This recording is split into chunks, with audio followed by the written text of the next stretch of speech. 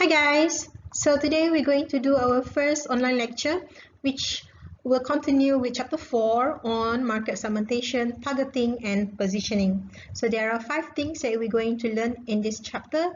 I hope you are ready with your handouts, the slides that you have printed, your pen and also your highlighter to highlight some important points. Okay, let's first look at market segmentation. Now, why do marketers do market segmentation? It's basically to tailor their marketing mixes to meet the needs of one or more specific segment. Market, as what you have learned in chapter 1, it's actually people, right, that has the ability, wants, needs, and willingness to buy the product or the services. While market segmentation is actually a subgroup of people or even organizations that share one or more characteristics that cause them to have a similar product needs.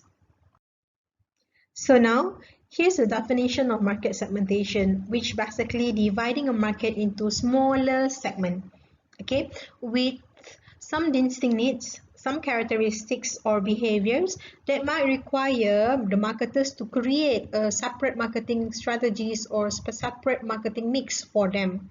By looking at this picture, for example, you can see that there are different types of people. So for these different type of people, you can subgroup them into one. For example, the ladies. Okay, you can subgroup them into female group, while the guys can be in the male groups. So it is so obvious that male and female will require separate or different marketing products. Like guys, you don't wear dresses.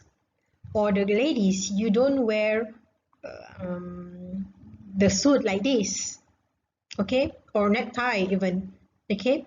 And then high heels, guys, you don't wear high heels, isn't it? So when the segmentation is being done, marketers will create a certain products or services which actually suitable for each and every segment. Another segment that you can see in this picture is also kids and adults. What the kids want and what the adults want could be different. Therefore, marketers could create a special marketing mix for kids and also for the adults. Next, we need to know what are the criteria for successful segmentation before we start to segment our market. So there are 4 criteria for successful segmentation here. Number 1 is substantiality. Substantial means you select a segment which is large enough to justify the development and maintenance of a special marketing mix. You wanted to serve a specific needs of this particular segment, but whatever the size is, you must make sure that it is profitable. Second criteria for successful segmentation is accessibility. The firm or the marketers must be able to reach the members of targeted segment with customized marketing mixes. Number 3 is responsiveness. A market segment must respond differently to some aspect of the marketing mix than do the other segment. It means that when you create a product for one group of people, that one group of people should respond positively towards the product, while other segment which you are not targeting towards to should respond differently. For example, if you are creating a toy for children, the response towards the toy should be among the children's. If let's say the product or the toy that you created is being responded positively by the elderly people, for example, that means you are targeting or segmenting a wrong market. Okay, so the responsiveness here means that it must respond differently towards some aspect of the marketing mix than do the other segment.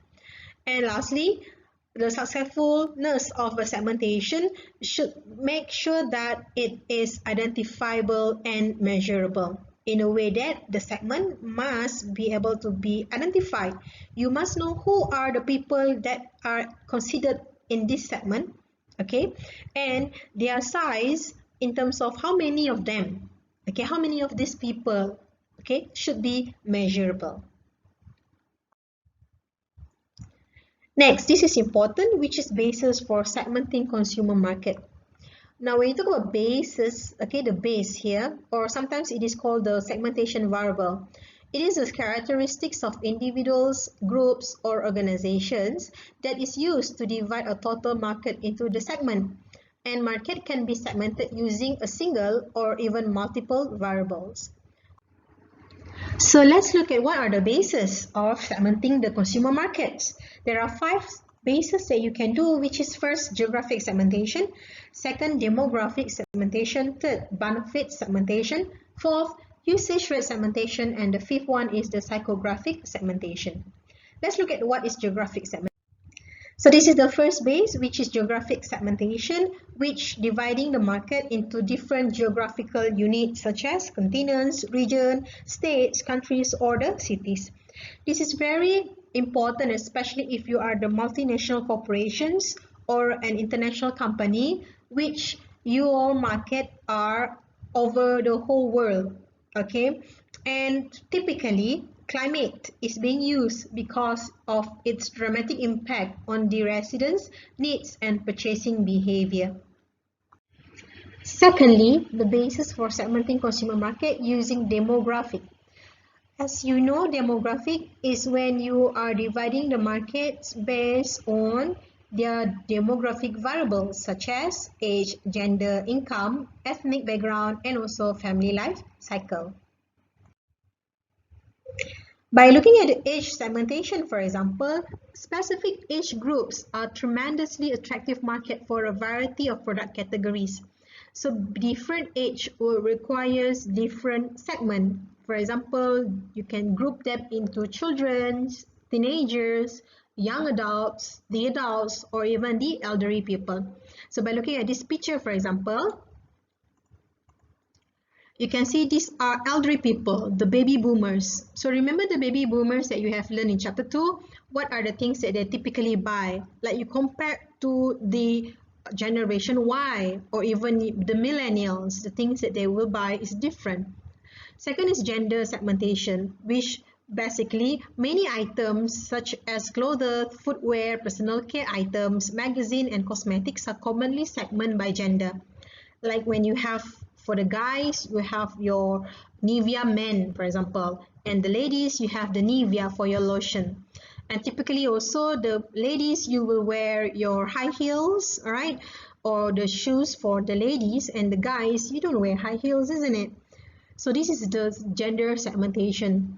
Next is income segmentation, which based on the income influences their consumers' purchasing behavior. Like you know that those rich people and also the poor people, okay? So that's why there are things such as the LV or Louis Vuitton handbags. These are for segmenting among those high income people. For the lower income people, for example, they might want to settle for other than Louis Vuitton. Next is the family life cycle segmentation, which is based on a series of life stages which are defined by a combination of age, marital status, and also the presence or the absence of children.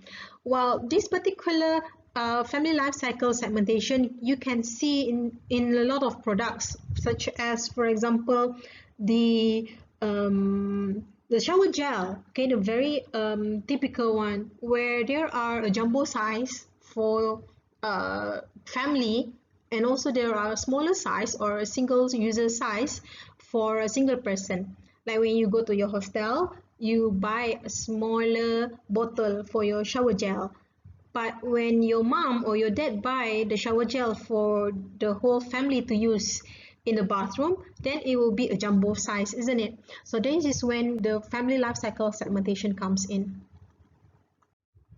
Alright, so the next one is benefit segmentation. So benefit segmentation is actually segmenting the market into or based on the benefit that people wanted to get from the product. So typically it can be done through occasions, which is dividing the market into segments according to occasions when the buyers get the idea to buy, actually make their purchase, or use the purchased item. For example, during the festive season. Now, Hari Raya is around the corner, right? Although, yeah, we have to go for fasting first and then Hari Raya. Okay, so during Hari Raya, people already get the idea to buy things before the Hari Raya itself, isn't it? So that is when you have to get the idea to buy it first. So you don't buy your baju raya on the day of raya itself, isn't it? So typically that is when you see that you have pre-raya sale or even raya sale itself, or for Ramadan, for example, you have the pre-Ramadan sale or Ramadan sale and so on. So that is when the marketers know, okay, the idea when the people actually wanted to buy things. Alright, and then the next one is actually when the people or the market actually make their purchase, and then when would they use it. Okay, so for Hari Raya items like your baju raya or your kasut raya, you get the idea to buy it before you make it to the mall, or you buy it online on certain day. You don't buy too early or you don't buy too late, isn't it? So there are certain time that you actually make the purchase and you use it actually during Hari Raya itself. Other than the occasion, benefit segmentation also can consist of the benefits that people sought when they wanted to buy things. This is when you can divide the market into segments according to different benefits that customers seek from the products. For example, if you're an athlete, okay, when you want to buy sport shoes, typically you want to make sure that your shoes that you wanted to buy can make you run faster.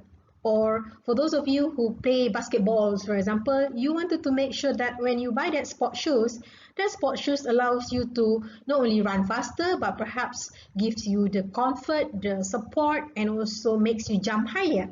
Okay, well, compared to some people who are just health conscious and they use sport shoes just to avoid them to have back pain, or just for them to get the comfort of using it. All right, so you don't want to seek for certain shoes that give you performance element, but rather just for comfortability.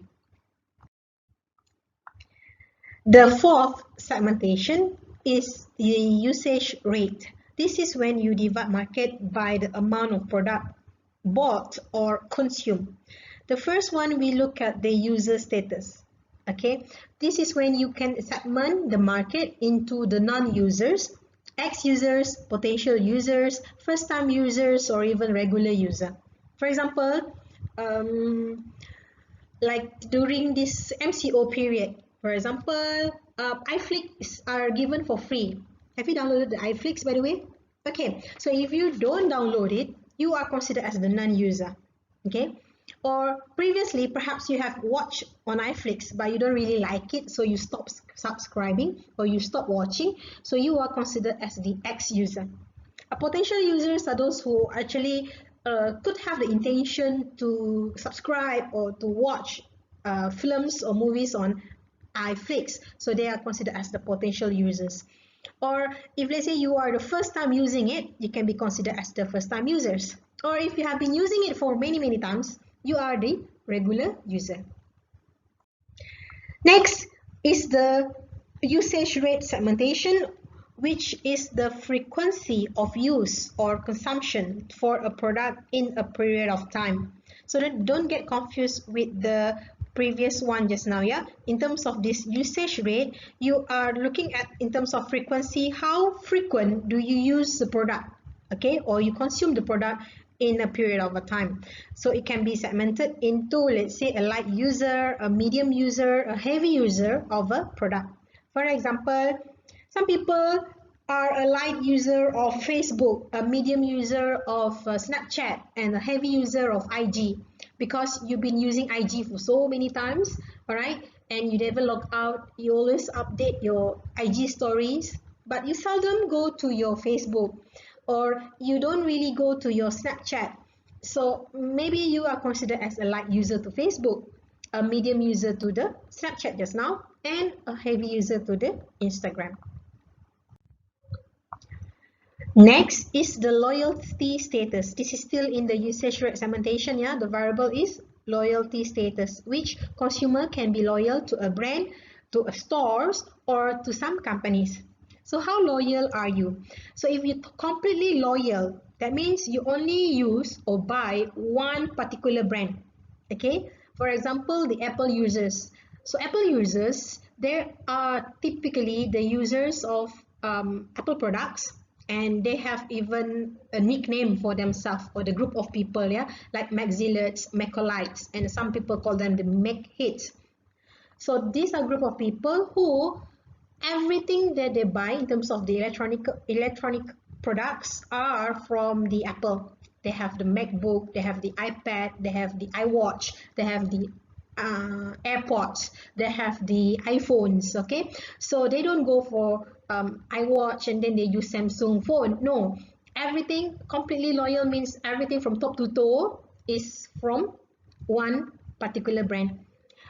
Well, there's another category which is what we call the somewhat loyal, where this person or this group of people, they are loyal to two or three brands, or they favor one brand while sometimes they buy the other brands.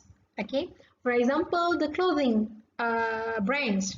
So sometimes you buy Nike shoes, or sometimes you buy Adidas shoes, or somehow or other you might want to buy also Under Armour, for example. So these are what they call somewhat loyal, but you are always go about these three brands. While when you talk about no loyalty at all, this is when you are wanting for something different or simply buying whenever is on sale. That means you are not loyal at all. Sometimes this can be seen especially in food items or day-to-day use items. For example, shampoo. You sometimes use Sunsilk, but then when you see Pantene is on offer, so you buy Pantene. And then once your Pantene has finished, then you wanted to buy Pantene again, but somehow or other you can't see Pantene at that particular store, so you can settle down just for Head and Shoulders or Dove. Okay, so it doesn't matter what shampoo, as long as it works as a shampoo to you, then it could be what they call no loyalty at all. Okay, so not necessarily just for the items or the product, but can also be on related to the stores. Like you don't always go to one particular shop unless there is the only shop that sells the product that you want, then you can consider as completely loyal. But somehow or other, typically we are maybe somewhat loyal. Perhaps when you want to buy your toiletries, you either buy from Guardian or Watson, so that is when you're loyal to two or three brands. But when you buy your food items, for example, at the supermarkets, you may not have no loyalty at all. Perhaps it is just because that particular supermarket is near to your house or near to your location, or you just pass by a supermarket, suddenly you thought of buying, then you go. Today you go to H&L, tomorrow you may not want to go there, you may want to go to Everrise, or perhaps you don't want to go to Everrise anymore, you want to go to Everwin or CS supermarket and so on. Okay, so that is when you have no loyalty at all. So lastly is the psychographic segmentation, which dividing a market into different segments based on social class, lifestyles, and also personality or characteristics of a person. So the first one under psychographic segmentation is social class. So basically this is when you are dividing your market related to their wealth and also social status. So that's why there are shops in Pavilion KL, for example, which these are the boutiques that sell very expensive products. Rolex, Louis Vuitton, Gucci, Prada, boutique, Jimmy Choo, and so on. So these are the places where the higher social class will go. On the other hand, for example, pasar malam, okay, where things that they sell in pasar malam are cheaper, and of course you can see a lot of counterfeited product which targeted to the lower social status. Next is segmenting based on the lifestyle, okay, which related to the time spent, things that they value with socio-economic characteristics such as their job, income, and also education. By looking at these pictures, right, by looking at these pictures, we're looking at this particular guy, for example, here. So in terms of his lifestyle, perhaps you see he go travel around the world and he's alone, all right? Meaning to say maybe he is single, and then his lifestyle or things that he value is actually freedom, okay, looking into adventure and things that are can be explored. While this particular picture, looking at this particular lady, for example, what she might want to do or likes to do is basically shopping. Okay, well, there are also some other people, they are very health conscious with their lifestyle, so normally money or the time that they spend on will be things that are for his or her health. And lastly, under psychographic segmentation is the personality or the characteristics of the markets itself, which related to people's traits, attitudes, and also habits. So some people, they are open, very open-minded, okay? When you talk about they are very inventive or curious, while some others are very consistent and also cautious. So these two type of people are different. So you can actually group them into different subgroup, and then you create something that is related to this type of personality. Some are very efficient or organized, while others are very easygoing or even careless. Okay, and then in terms of extraversion, some are very outgoing or energetic, and while the others could be very preserved or have this solitary. In terms of agreeableness, some people are very friendly and compassionate, while others could be challenging or being detached. And lastly, the fifth personality is in terms of their neuroticism, which is some people are very sensitive or nervous, while others could be very secure and also feeling confident. So things that they requires or they wanted to buy are different from people who are sensitive or nervous, for example, and so on. Okay. Okay, guys, so we are at the third subtopic of this chapter. I hope you are still with me. If you think that you need a break, then feel free to get a break for 5 minutes, 10 minutes, or half an hour, then come back to this particular slide. So remember, you are at 4.3. Now, it's the steps in segmenting consumer markets. It is very, what they call it, clear here. There are 6 steps, okay, 6 steps. And I will not go through each and every steps one by one because it's very clear here. But what is most important here is that you need to understand that when you are doing this segmenting your consumer market, you are actually trying to group people into a subgroup, okay, which this particular subgroup requires a marketing mix. So from the needs and wants of these particular subgroups, you create a marketing mix for them. Okay, so that is when you first need to know who are the people. Okay, when you select a market, it has to be who are these people first. Okay, then you design, implement, and maintain an appropriate marketing mix for them. All right, so please go through this and read through. Alright guys, so this is 4.4, the strategies for selecting target markets. Now what is target market? It is the group, okay, of people that you have created from the results of your steps in segmenting consumer market just now in 4.3.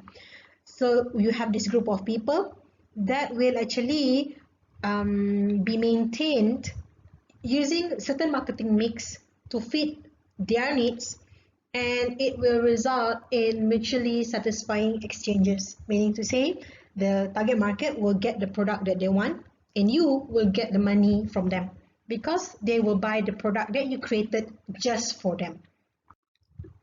In this strategies, there are 4 targeting strategies can be done, which is number 1, undifferentiated marketing strategy, second, differentiated, third, concentrated, and fourth, micro marketing. Let us first look at what is undifferentiated marketing. This is when a firm might decide to ignore the market segment differences. And what they do is that they target the whole market with one offer, which sometimes this is called the mass marketing strategy. Okay, they focus on what is common in the needs of consumers rather than on what is different among these customers. So let me give you an example here. Drinking water. Okay, drinking water, be it brand Borneo, brand Blue, brand Spritzer, Dasani, or whatsoever, MoMA. Okay, so this drinking water are not targeted to any specific group of people. Yeah, it's not for male, only guys can buy MoMA, girls cannot buy, or it is targeted just for the kids but not the adults. No, there's no such thing, because to the producer of this water, everybody can be their market. Okay, so what they do is that they sell the product to everyone because they believe that everybody needs water and just need to drink. All right, so that is one example for this undifferentiated marketing. Graphically, it can be shown here where you have your marketing mix targeted to everybody, all the buyers, okay, everybody in one segment. That means you have one product or one marketing mix to all customers or all market. Secondly, the strategy is what we call differentiated marketing, where in this strategy, you can target several different marketing segments and design a separate offers for each. Meaning to say you have different products, different group of people.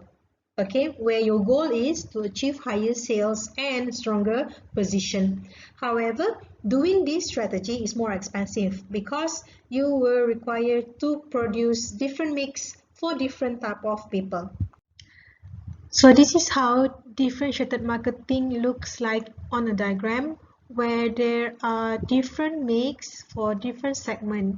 Okay, for example, have you gone to H&M's? Okay, H&M's, they sells clothes, yeah, for different segments. So they have H&M for men.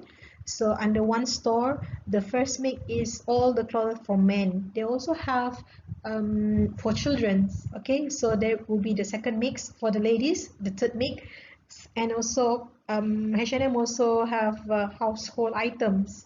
Therefore, that will be under the mix number 4. The next strategy is what we call the concentrated strategy or concentrated marketing, also known the niche marketing, where niche marketing targets a small share of a large market with limited company resources normally, and they have a very vast knowledge of the market and they know exactly what does this market would like to have, and therefore typically this strategy is more effective and efficient. A very good example of this concentrated marketing is like Starbucks, where Starbucks, they only sells coffee. Yeah, of course they have some juices, some tea, but the main products that they sell are basically coffee. They know what type of coffee that these coffee lovers would like to have, and therefore they provide or they offer a very what they call different types of coffee for the coffee lovers.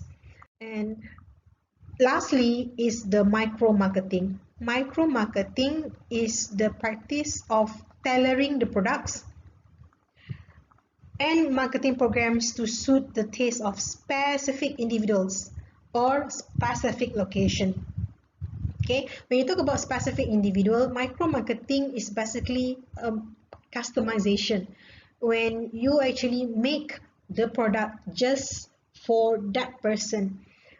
in the factory, normally they call it made to order, okay, which what they do is that they only produce according to the needs and preferences of individuals customers, which they are also known as one-to-one marketing or mass customization, or what they call market of one marketing. A very good example is like when you go to Ding or Chat Time or the Tea Life shops, yeah. So what do they have is that they have a lot and variety of drinks that you can order. However, each and every drinks are made just according to what you want. You can adjust the level of sugar, level of ice, what type of drink you wanted. You want to have tea, what type of tea you want. Okay, they have Earl tea, green tea, black tea, oolong tea, and so on. All right, and on top of that, you can also add on certain toppings. So you would like to have the bubbles, you want to have the cocoa jelly or nata de coco, you wanted to have the QQ gel and whatsoever other toppings you can add on, and they will make just according to what you order. So that is individual marketing or micro marketing. Other than that, you can also have this what they call the local marketing, which involve tailoring brands and also promotion to the needs and wants of local customer groups. So instead of targeting individual, you are targeting according to location of that person or that group of peoples, okay, like cities, the neighborhoods, or even the certain stores. That's why you can see that, for example, markets in certain places. Have you been to Pakistan? I think you have been to Pakistan, right? And different Pakistan will have different brands that they sell and different products that they sell. As you can see that, let's say in Kuching, for example, there are Pakistan in the Spring, there are Pakistan in Vivacity, and also there are Pakistan in Merdeka Plaza. Okay, Merdeka Plaza. So as you go to each and every mall, you will see that items that they sell in each Pakistan, of course some of them are similar, but there are also some differences in terms of the styles, in terms of the brands, and they are actually doing this local marketing strategies in the way that products that they sell, let's say in Plaza Merdeka, and they know Plaza Merdeka is located in an area whereby there are a lot of Malay people because near the kampung-kampung there, okay, and also they are near the city center, which are typically tourist place. So items that they sell there perhaps, okay, are more for this group of people. While if you go to Vivacity, for example, then you will see that the items that they sell are quite different and targeting to perhaps more to Chinese people, because in Vivacity, the most people that live nearby are most typically Chinese people. Okay. So this is how it looks like in a diagram for concentrated marketing. We have one marketing mix to one segment. Lastly, 4.5 is on positioning. So when you talk about positioning, it's the position, yeah. Now the position here is not location in anywhere else, but positioning inside somebody's mind. Okay, so you have to put inside your mind now. Positioning is what comes to your mind when you think about certain brand. Okay, so product position is the way the product is defined by consumers on the important attributes, okay, which is the place that product occupies in consumers' mind here relative to the competing product. So there are 7 positioning bases.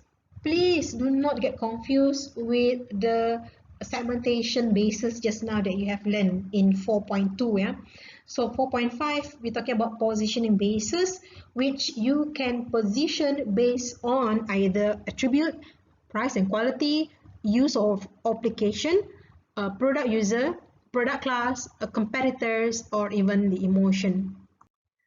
So what is positioning based on an attribute, which this is associated with a product where it has some product feature, an attribute, or even the customer benefit itself. So when people think of that particular feature, people will automatically think of that brand or the product itself. For example, we are talking about uh, a car, okay, a car. So when you talk about fast car, okay, that is one of the attributes. A very fast car, what comes into your mind? Perhaps you may think of Ferrari, okay, because Ferrari is being positioned based on how the product can actually benefit the customer. So you want a high performance in terms of fast car, you might think of Ferrari. You don't think of Viva or Myvi, right or not? Okay. So secondly, the price and quality. The positioning can be based on putting a very high price, which you want to symbolize the quality of it, or you may also want to position it with low prices as an indicator of value for money. Okay, and this both can be seen in perhaps an airlines. Okay, so when I talk about a cheap airline, you automatically think of AirAsia, right? But when you talk about Malaysian hospitality or good customer service for an airline, what comes to your mind? Is it AirAsia? No, right? It should be Malaysia Airlines. Okay, so this is when Malaysia Airlines position themselves in terms of price and also the quality, because they don't want to offer a very low prices. They can't compete with AirAsia in terms of low prices. So what they offer is basically the quality of it. So when you fly with Malaysia Airlines, you can get the Malaysian hospitality, right? So next one is the base of positioning based on use or the application, which you are stressing the use or application of it. Now, sometimes when you think of the benefits of a product, like when you feel headache, for example, what would you think, what you should take first in mind is that you will think of, okay, I need Panadol, right or not, for your headache. Or if you don't want to consume some medicine, you just want to put some ointment, you can think of, oh, okay, I need minyak cap kapak, right or not. So these are the things that are stressing on the use of it or the application of it, because when you position yourself as Panadol, for example, for headache, Panadol is actually a brand. The drugs is actually paracetamol, but people don't say, oh, I want to buy paracetamol. No, you don't say that, isn't it? You would say that, oh, I want to have Panadol, I want to buy Panadol because I feel headache, something like that. Okay, so that is when Panadol actually has positioned themselves by its use or the application. The next attribute, the next positioning base is on product user. Okay, product user. This is when you are positioning based on focusing some personality or type of user to it. Okay, so for example, when you talk about a product user positioning base, you're talking about, let's say, the school children. Okay, school children. Who are the product user? Of course, the school children themselves. So thinking about, let's say, the shoes, when they wanted to go to school, automatically, or the typical brand that you can come to mind is Bata, isn't it? So you go to Bata to buy your school shoes. This is for the product user. Next is product class, which product is positioned as associated with a particular category of a product. So product class itself is considered as a product category. Like a very typical example would be the instant noodle. So Maggi, okay, Maggi is actually has been positioned based on its product class or the category of it. Like when you wanted to go to supermarket and tell them, okay, I want to buy Maggi lah, but then you suddenly you take your Mi Sedap lah, Ibu Mi ka, Sari Mi, and whatever other brand or Mi Sedap. Okay, but what you say is that you want to buy Maggi. Or same goes to when you say you wanted to buy Colgate, but then what you take is actually Darlie or Fresh and White. So those brands are actually has been positioned as the product class because people say the brand name of it rather than the product itself. Okay, like instant noodle or Colgate just now, it's actually a toothpaste. You don't say, oh, I want to buy a toothpaste, but rather you will say, I want to buy Colgate lah. And it is understood that Colgate could be any other brand as well. Colgate lah, that is Fresh and White. Fresh and White is your Colgate. You see, you don't say Fresh and White is your toothpaste. Now it is considered already as your product class. Number 6 is the competitors. Oh, so we have 7. Okay, so ignore the previous slide that I say you have 6. Did I say 6 or 7 just now? Never mind. Okay, so number 6 is competitor. Based on competitor, yeah. So what you do is that you are positioning yourself against competitors is a part of every positioning strategy. Okay, this is when a very good example is Burger King. Okay, Burger King. You know what is the tagline for Burger King? You can Google this letter because there are a lot of very funny advertisement or even posters, yeah, about this. You can Google this. Burger King always says that why eat with the clown when you can eat with the king? So do you know who is the clown there? So the clown is Ronald McDonald's. All right. So Burger King are showing their competitors, which is McDonald's. Of course, it's not explicitly telling it is actually McDonald's, but they are just saying that why you should eat with the clown when you can eat with the king, which is the Burger King.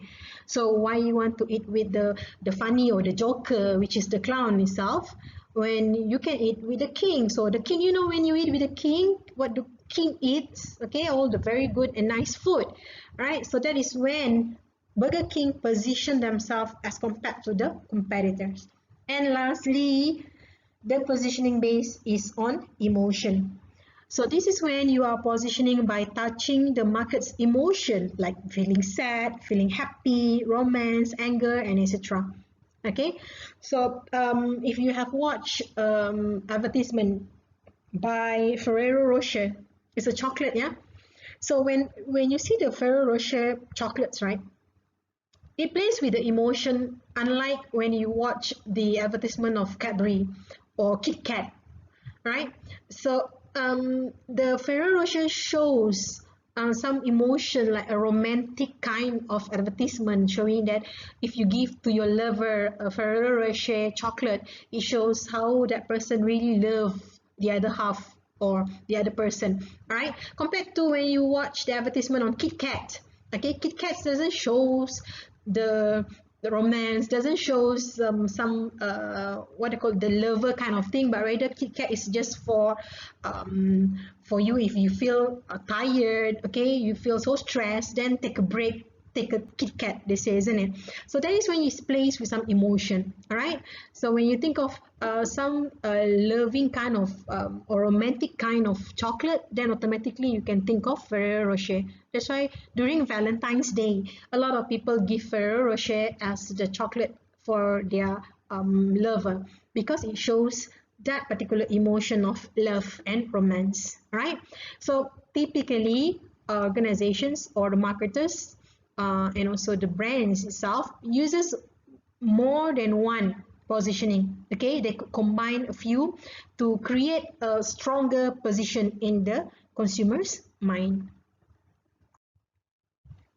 Lastly, okay, in this chapter is on the positioning strategies. Again, do not get confused with what have you learned in 4.4, which is the segmentation strategies. Yeah, don't get confused with those. So there are 4 positioning strategies can be done, which is product differentiation, positioning maps, competitive advantage, and repositioning. So let's look at the first positioning strategy, which is product differentiation. So this is a position strategy designed to distinguish one firm's product from another's, where the aim is to convince customers that their brand is significantly different from the others and therefore should be demanded over the competing brands.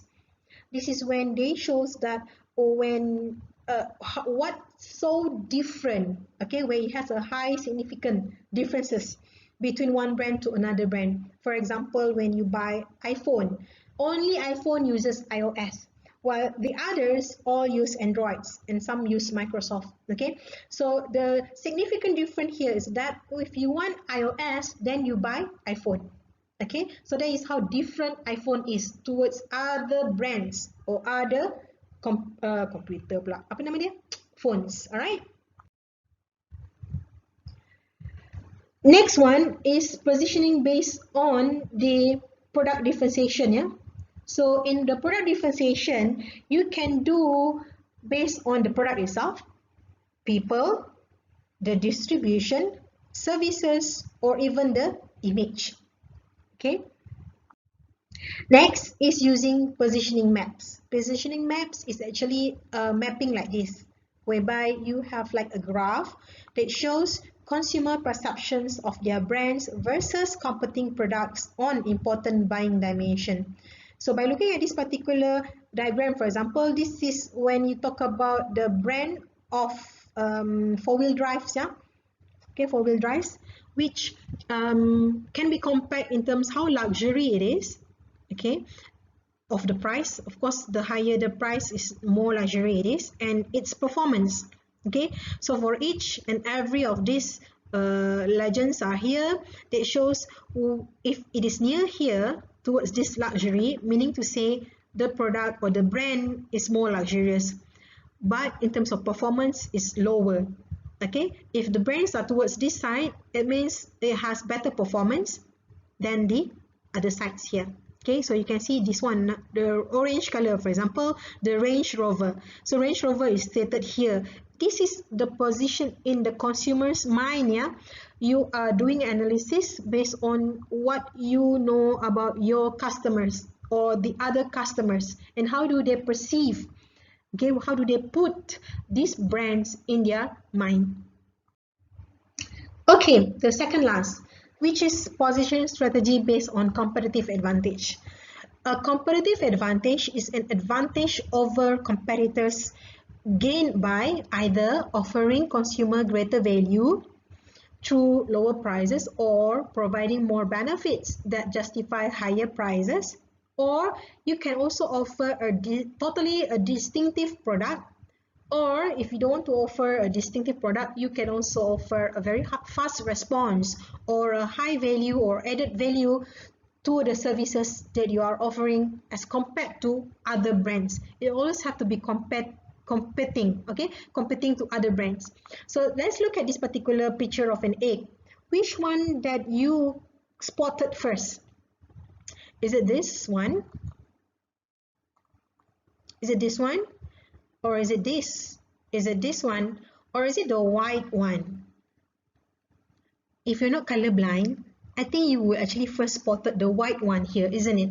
Because this is totally different than the others. The others are typically or more or less the same color, except this one. So you want to be this, the unique one, okay? Because the unique one is the one that people will actually wanted to buy, okay? Because you either have a greater value, okay, or you could be totally different than the others because people like something that is different than the others. You don't want to wear the same baju as your friend, isn't it? Unless you are Borea lah, okay? So no, you wanted to use or buy something that is totally different than the others. Then it makes you feel happy or feel satisfied because you are the only one that has it. Okay, or it can also offer a fast responses or another value added to the services.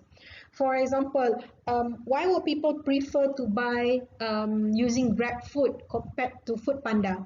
So perhaps Grab Food has other element which is collecting points. So only on Grab you can collect your points, and from that points then you can later on use it as a food voucher or ride voucher and so on, isn't it?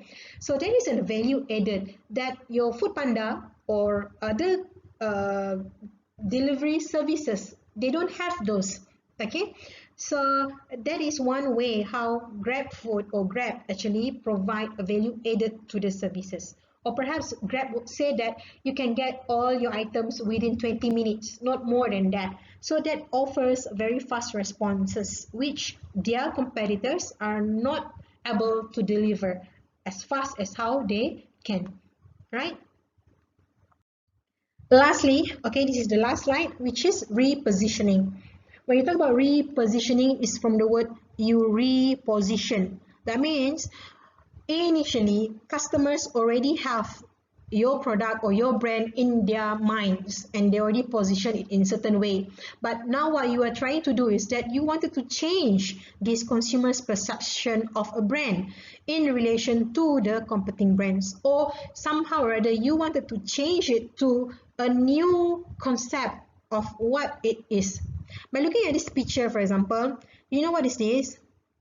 This is a can of Coke, yeah. Specifically, it's a Diet Coke. So you can see it's a Coca-Cola brand. So what Coca-Cola is trying to do is that, can you see this cup? What type of cup is this? Can you guess? Although I can't hear you, but perhaps you can just guess. If you guess it correctly, yes, it is actually a coffee cup, okay, where you pour coffee inside.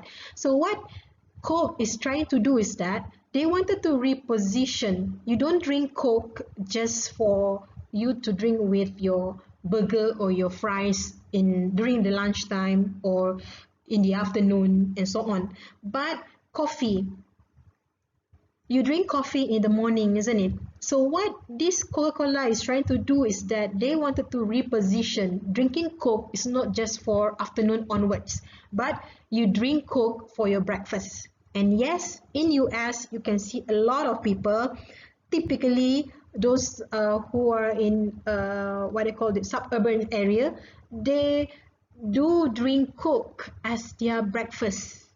Okay? So what do you want to have your breakfast? Coffee, tea, or Coke? Then they will say, okay, I want to have Coke. No longer coffee or tea. All right. So that is one of the very successful repositioning strategies that Coke has done. Okay. All right. So I guess this is the last slide, and this is the end of our chapter 4. I'll see you all for the Q&A when I go live on YouTube. Thank you, guys.